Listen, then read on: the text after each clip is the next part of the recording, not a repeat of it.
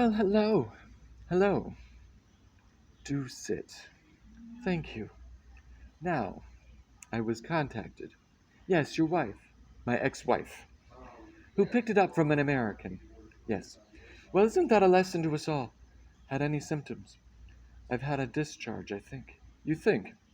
Found any? On your pants, pajamas, sheets? No. Well then, on my clock, end of it. What were you doing when you noticed it? Using the John.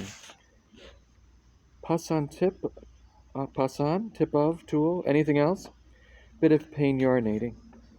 Pissing razor blades. Partners? Just my wife and this one other girl. Know her? Yes. Any men or boys at all? I beg your pardon? It does happen. No, as it happens. Good boy. Blood test? Yes. Aye. Aye. Right, let's have a butcher's, Hmm. Sorry, not yet. Now I'm going to have a little poke about with my dipstick. Nothing to get fussed about. It's not your cock. Beg pardon? Uh, brave boy, all over. Now, if you'd be so kind, behind the screen, you'll embarrass Miss Montrose. Not to mention me. What a nice big one. You can put it away now. Don't want it to catch anything. Else, that is. Sit, sir. Subject to contract, at the estate agents say you have gonorrhea. According to what we found in your wife, rather a virulent variety. Superclap. Adaptable little buggers. Are you allergic to penicillin? No. Good, because I'm giving you rather a lot of it. Are you going to tell the girl? Yes. Tell us when you've done it. Or we'll have to. And we'll see you in a couple of days. Look, old son, I know sheaths are a god-awful bore. Washing your feet with your socks on and all that. But I really would advise, if you think it's a dodgy one. I used to be able to do it with one hand. Beg pardon? Open a Durex in the dark. In the old days, with one hand, even the cellophane on the packet. That's the pity, isn't it? With our increasingly technological universe, you lose these old skills.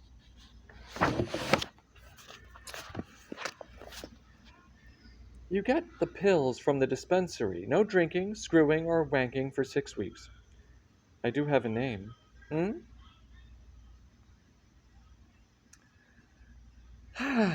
Well, here we are, away from sight and sound. The sunbeams dancing on the shimmering sea. You want to build a sandcastle? No thanks. No thanks. Well, nice to see you once again. And you. You could have waited, though. I'm going south this afternoon. I couldn't wait to see you. And I can't wait to get away. Why, what's the matter? Ah, nothing. Just a wee bit of personal embarrassment. Family matter. Things which we ought not to have done, and there is no health in us. You know? They know? They do. But how? Well, You told them? Did I fuck? Then how? Look, Clive, I didn't know you knew. Neither did I. I think we're talking at cross purposes. I think we are. Let's start again. Do you want to build a sandcastle? Mo, Or better, have a glance at the matter in hand. What's this? Have a flip through. Well, I. Go on. Really, rather not. Will you look at it? Why? Clivey, do as I say. I don't like dirty magazines. No more do I, but it's a living. There you are, a 3-page spread of Technicolor gravy. There's a couple I'm quite pleased with. That one I didn't like I'm looking at lens, but that's apparently market demand. Now this one I do think's good. I mean, it's basically a crutch shot, but we think it has a definite sprite charm. Do you not think? Oddly enough, I thought the body looked familiar, but I didn't spot the face. Now, wasn't that funny? Because with my bro, it was exactly the other way round. Your brother? You see, as you doubtless know, the northeast of Scotland has something of a reputation for a rather fundamentalist attitude to matters sexual. I mean, up here they think that Calvin was basically sound but just a wee bit high church, and therefore in the past it has been reasonable to assume that the stench of big city vice will not be smelt in small town Peterhead. However, with the arrival of Messenger's Gulf, BP, and Texaco, all that's changed. Take the Cross and Blackwell factory. That's over there where ah, the walls are but festooned with crumpet of all class and creed and hue.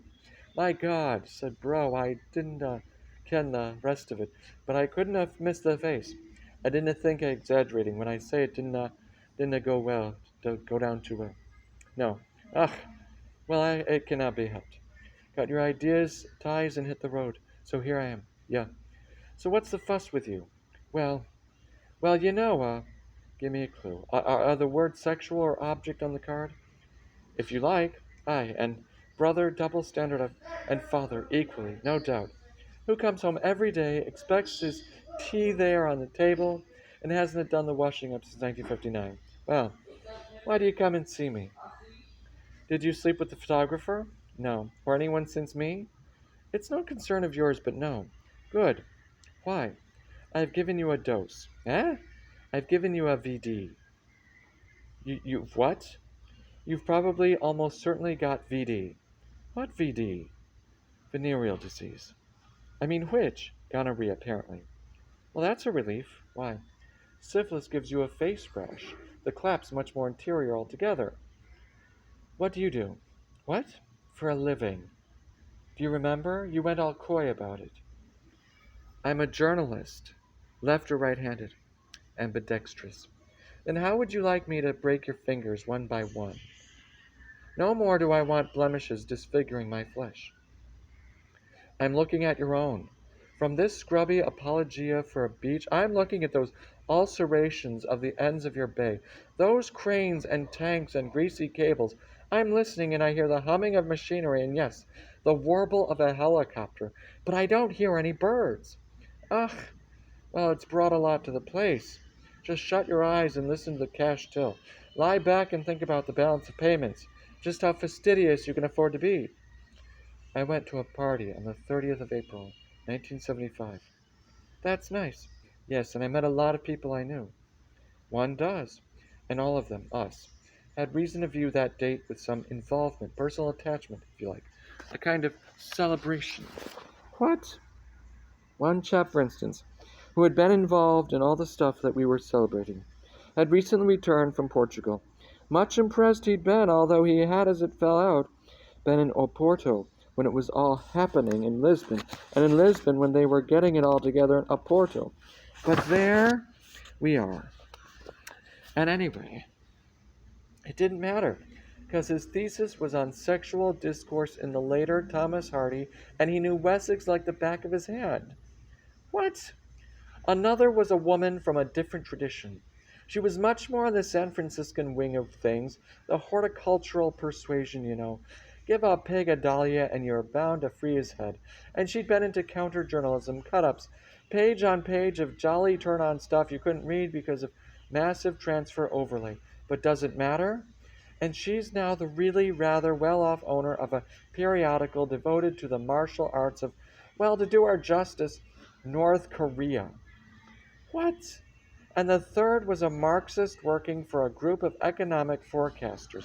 You know, a city firm, a kind of red in residence, their pet trot he was. They often have one, just the one they find them useful, partly as they're often rather right, and he works down among the company reports and Excel cards, as happy as the day is long, exploring all the veins and arteries of capital, like looking at the inside of a watch and finding how it ticks and if or when it's likely to stop ticking. What? And there were other old campaigners, veterans of various domestic wars, the Piccadilly Squad, the Springbok Tour, or, oh, happy days, deschoolers, counterculturalists, free lawyers, and anti-psychiatrists, some who were worried about copping out, and many who couldn't recall ever quite copping in. What? And we few, we happy few, we band of brothers who doubtless, back before your time and out of mine, believed with all sincerity that every joint was stubbed out in the very navel of the body politic if it became grotesquely merry, merrily grotesque, and reminisced and showed our scars and raised our glasses, if you please, to several thousand little yellow people who were at the very moment driving tanks and into the center of Saigon. What? There is apparently a variety of carp that lives in Lake Erie and otherwise dead environment. The reason they survive is that they've mutated sufficiently to live off the poison in the water. Is that the end? Well, no, not quite. For on that very evening, I was walking home, and I got myself attacked by a particularly nasty, ugly, vicious gang of Hibbs vans, ranging through their streets, and finding me, got beaten up quite badly, mugged in fact, lost 40 pounds, a bank card, and my Omega. And all my efforts to remind myself that property is theft just somehow didn't quite convince me as I crawled across the street, dropping teeth yardly to find a broken phone. I mean, it's funny. Actually, it's very, very funny. I'm sorry. I couldn't give a shit. I'm lonely and I'm ill. Good afternoon. Good afternoon. And welcome to Peterhead Bay. Well, thank you very... You what? Once no more than a fishing village, the borough of Peterhead has become, in the wake of North Sea oil and gas discoveries, a thriving, lively community replete with points of interest. Yes, well, from the vantage of the beach, one can view on the left the Peterhead BOC supply base complete with bustling heliport, and on the right the South Bay base of the Aberdeen Service Company. The bases are sited. It can be seen at either end of the harbor of refuge, constructed by inmates of Peterhead Prison, the grim and forbidding exterior, of which one cannot fail to notice on one's right as one drives into the town. Look, on your left you'll note my home. I mean it is. Did you see them? Those huts, chalets, dozen men to each, Spaniards, Germans, Irish, English, a true international community. Where I live. You work on the oil. Gas. The St. Fergus Depot. I'm a guest construction worker here. Do you mind me talking to you? Not at all. What do you do then? I'm a journalist. That's lucky. Why? Because you could do a story on me. Couldn't you, eh? Go on. My life. Up here. Go on. I told you about the huts. Yeah. And the overtime. No. Well, that's the point. I mean, the money isn't in fact that good at base, but there are ample opportunities for extensive and compulsory overtime. How much do you? 12 to 14 hours a day. For how? For 20 days. And then you 5 days leave with 2 days travel pay. Then back again. You don't have unions? Oh, yes, got unions. Though better off without them, self-employed, and who knows where you're going. What do you do for leave? Wander around. You don't go home? I used to. I think the phrase used for a place like this is a combination of conscious, conspicuous consumption with a grossly inadequate social infrastructure. No houses. That people can afford. Yank goods in all the shops. No one but us and the Yanks the cash to buy them. Huh? Saigonization. What? What they did in Saigon. Oh, yeah. Bit of a cock-up, really. Actually, I jumped mid-month. She'd been saying long enough she either wanted me at home, forever, or her independence. Well, my daughter's born, so off I go. Break contract. Hitched down to Reading. 19 sodding hours it takes me. But she doesn't want to know. No more. She said she couldn't cope with marriage to a fucking mercenary. So I said, well, I'm home forever now. And she said, bugger you. I've learned to live without you, mate. I don't need you no more. Your home's a kind of refuge. Need it. Really, shelter from the storm. Now everyone I talk to's either paying me or being paid by people paying me. Except you. You mind? Now go ahead. They say it's the Asia-Pacific basin next. Who knows? Might even go. That's good. Saigon has risen on the shores of the North Sea. Bloody hell.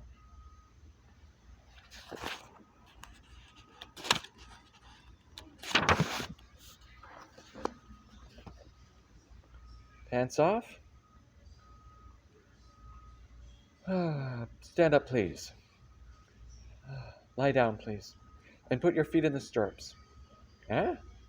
Right. What happens now? Wait for the doctor. Well, hello. Oh, this won't take a moment. Been waiting long? Have we been waiting long? Oh, no, not long. Bit of a busy time. Always snowed under after the holes. All right. I'm going to have a little feel.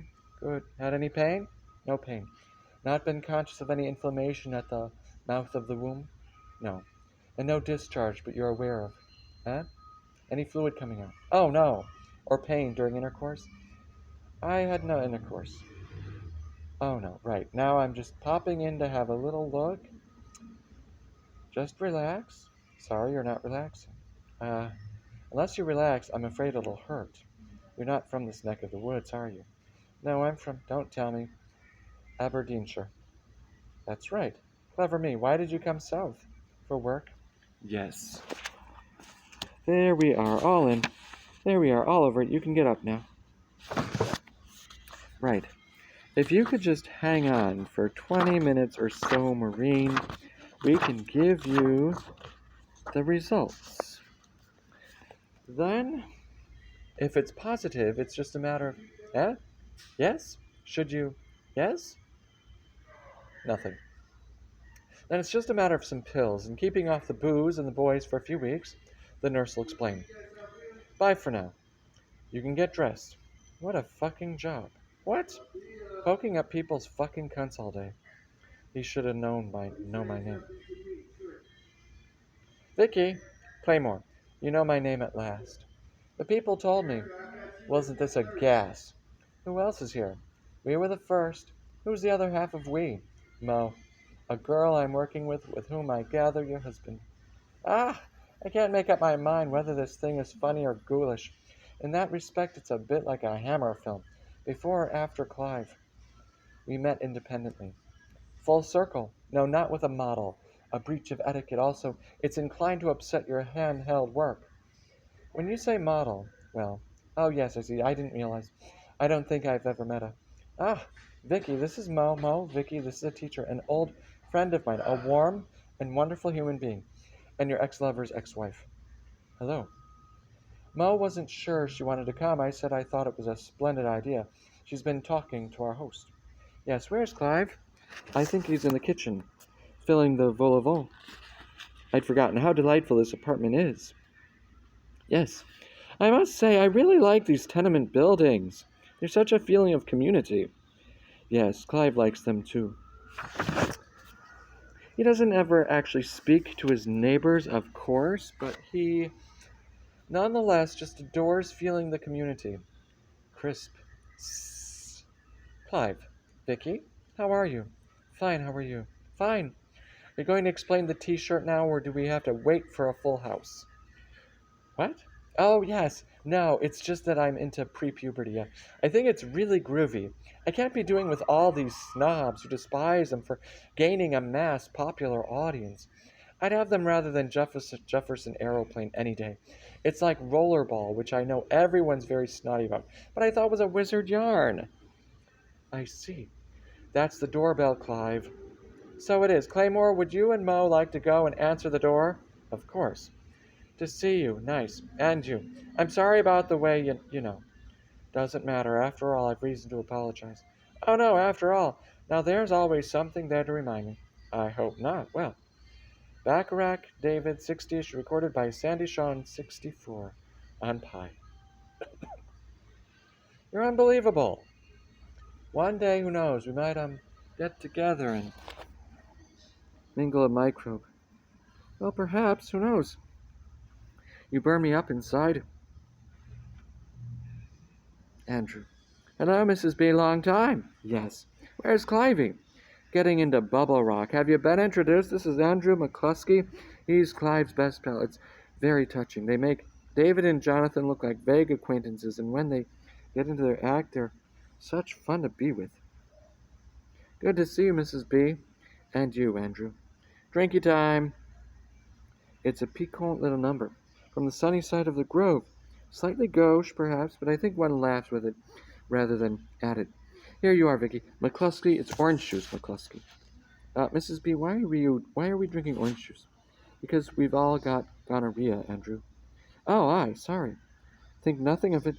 Claymore, Mo, Mrs. B, I've not got gonorrhea. Pour encourager les autres, Andrew. Oh, aye. You know, in the bad old days, they used to make infected women wear yellow skirts, even sometimes branded them. Now we're much more civilized. We set the diseased apart from the whole by the simple expedient of forcing them to survive for 6 weeks on Britvic. Cheers. Cheers. Yet more? The guest of honor. What the fuck's he playing at? Well, I've no idea. Just enjoy the fun.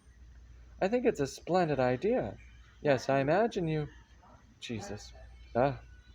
Everybody, I'd like those of you who haven't already to meet and greet Heather McIntyre. Heather is a friend of mine, of ours, who does an unpleasant and difficult job, often under extremely trying circumstances. When I asked her to come along, she was concerned about the ethical implications. I pointed out, however, that she is, strictly speaking, a social worker, and that Hippocratic oaths and the likes do not apply. Vicky Claymore, you know, this is Mo, this is McCluskey, and can I interest you in a glass of orange juice? How do you do? Mo, while you're up, please give that to Heather. Oh, thank you. Pour encourager les autres. We've all got gonorrhea.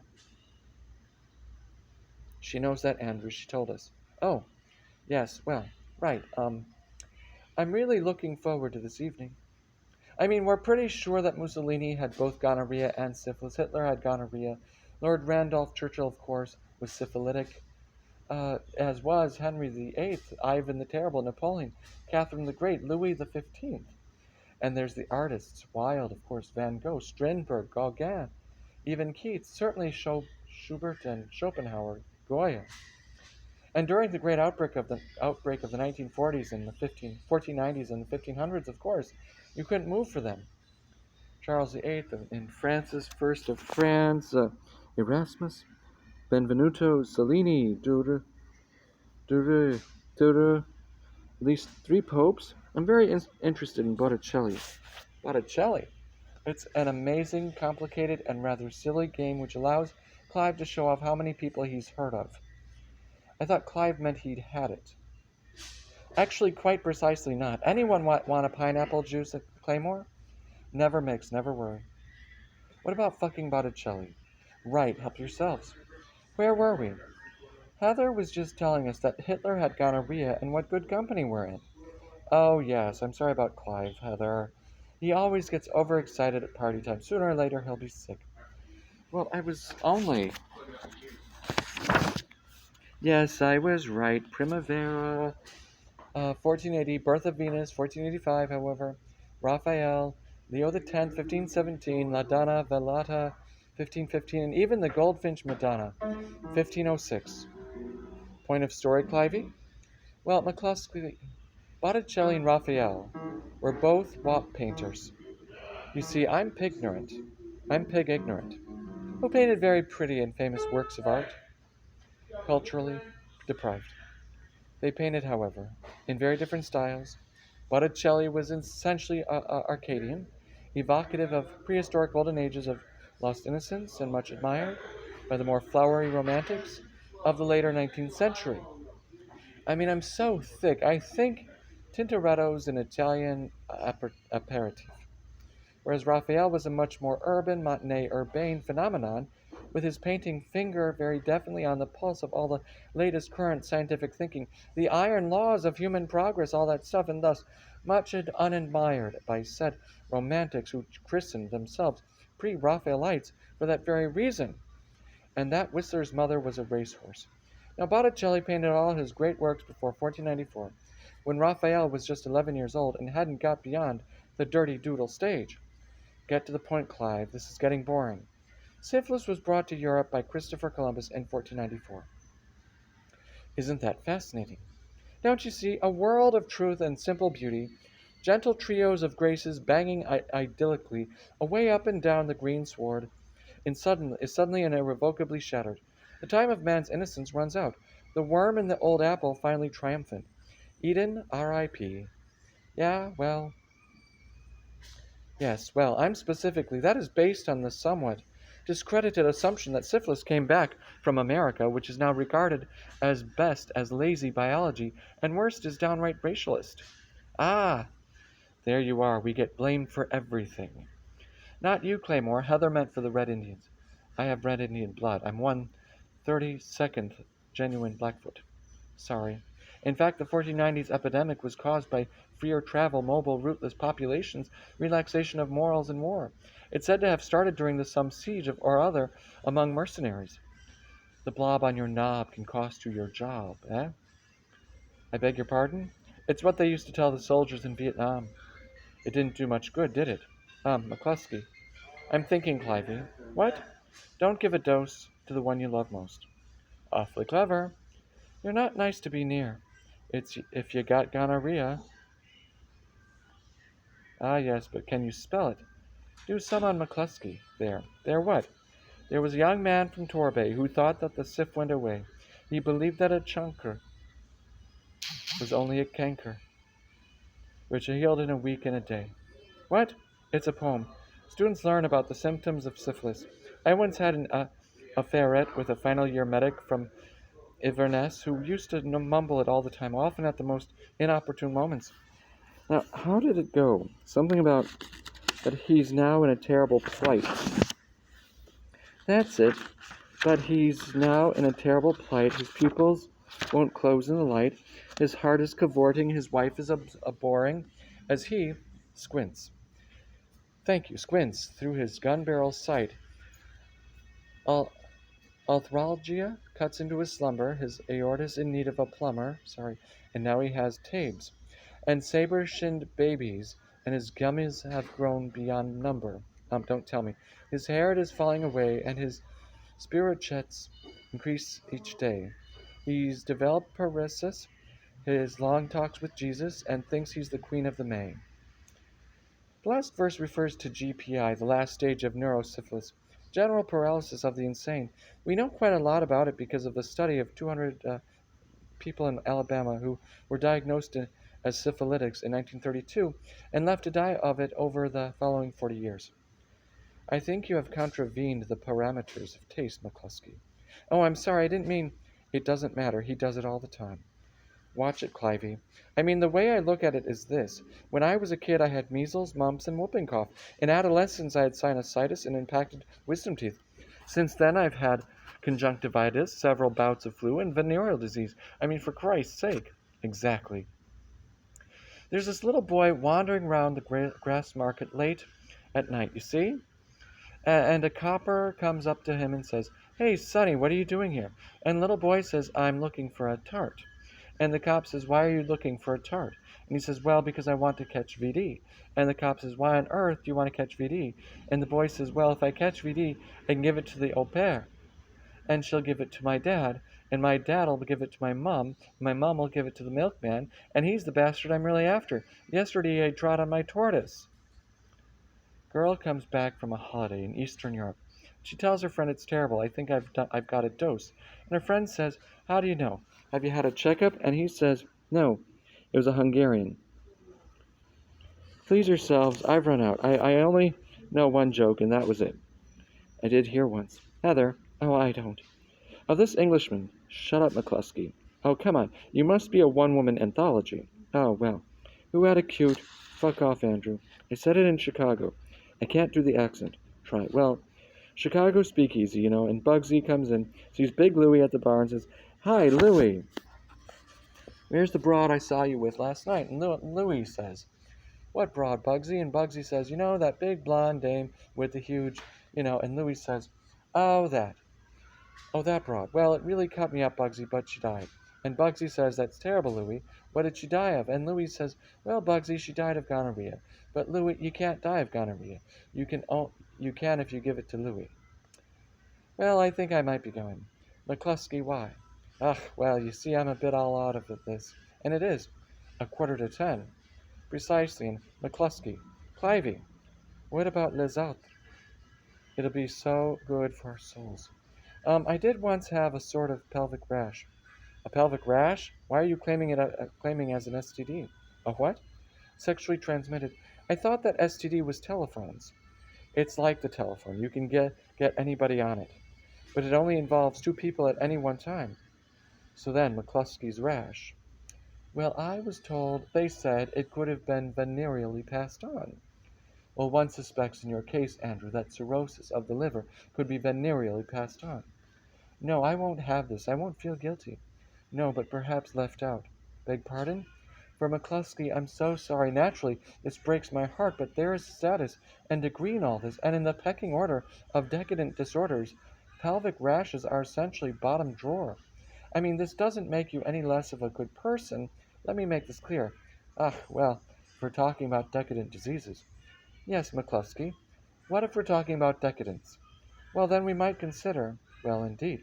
For you see, Heather McCluskey, as he's about to tell you, is himself an example of conscious decadence. He does it deliberately, as his little bit for the cause. McCluskey sees himself as serving the purpose of being a visible, personal embodiment of, of the atrophy of capitalism, kind of before photograph in the advertisement of the revolution. Clivey. But in fact, of course, underneath this cosmetic lies the wizened flesh of a genuine sturdy son of toil. If pressed, or even if not, McCluskey will, a tear creeping into his eye, launch into his collected tales of red Clydeside, all hammers and sickles up the shipyard cranes, and plaintive humming of the Internationale as the troops moved him. Clivey. He will then proceed to jangle about his corbels down, bringing which you note he wears round his neck like an Olympic medal, and the rafters will but ring with the clatter of clogs on cobblestones, and we will all relive with him the cheerful proletarian bonhomie of the warm and vibrant rat-infested tenements of his youth. Clivey.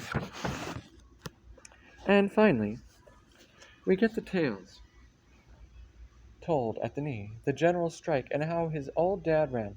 Shut up, Clive. Why? You're being rather silly. No, I'm not. You are. Well, Clivey, there are some things. Think how. Don't. Right, something else. You, me, the clap we've done. The Black Death, famine, war, or how about marriages, collapse of? Our wretched lies, deceits, inadequacies, packaged, coped with, exercise, by some means or another, with all wit and charm and grace. You see? You see?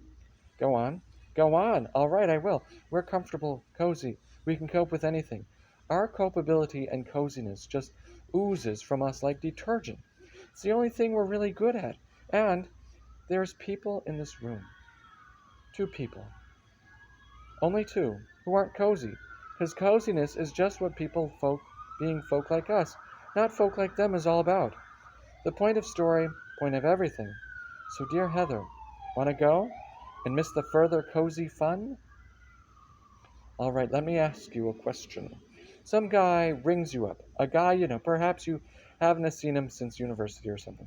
You haven't been in touch, and he needs a favor, and you owe him one. Let's say he once removed a splinter from your paw. And let's also say he's been involved, not active, with supplying something into to the Angries or the Scots Libs or the Provos.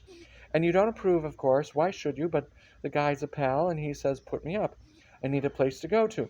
And you know that you do it, and you're aiding and abetting, and you'll go to jail. Okay, but more, you'll lose the lot, your job, your lifestyle, everything you'll sacrifice for that small liberal gesture helping out a pal. So what do you do? Well, Mr. Brent's residence? Hello? Yes, no, of course, no problem. Be right there. Okay.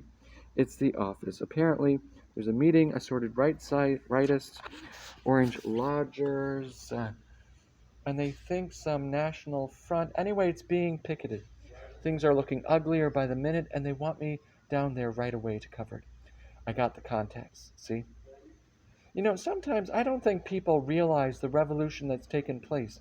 I mean, you just look at the mid 60s, a complete mammary obsession. No technique, no charm, just endless acres of tit. And then, of course, you had the plastic period, everybody into cellophane and PVC and water, droplets on the skin, and soap, all kind of sub Pirelli. But now it's soft and tender, filters, texture, body hair, the pores about relationships of light and shade on flesh. But there is an argument we've got too sophisticated. And for that reason, I'm getting back into flash. No backlight, all hard edges, black shadows set against plain drapes or seamless paper. Make it look as far as possible just like a Polaroid family snap. Make the reader feel that he could shoot his girl just like I'm shooting mine. I read somewhere of an actress who'd done a set of photographs. It was a wonderful set. It made her look so good she could hardly believe it was her. Indeed, the photographer had to swear to her that he hadn't retouched the pictures. As she looked the next day in the hard, cold light of her bathroom at her face, and compared it with the face in the picture, and she went to a plastic surgeon with the pictures and said, "Make me look like that." And he shortened her nose and trimmed her jaw and cheekbones and made her look in the hard, cold light of day just like she looked in the pictures. You haven't answered the question. Well, I'm sure in that wildly unlikely event I had managed to bluff my way out of it somehow. Even that, quite sure of it. Mole. Yes? I booked the studio tomorrow. Yes? About 9:30? Now dance with me. Don't, Mo. Dance with me. It's a wonderful feeling to feel your knots and cut your ties with no restrictions anymore. No family, no refuge, nothing. You're completely independent. You're completely free.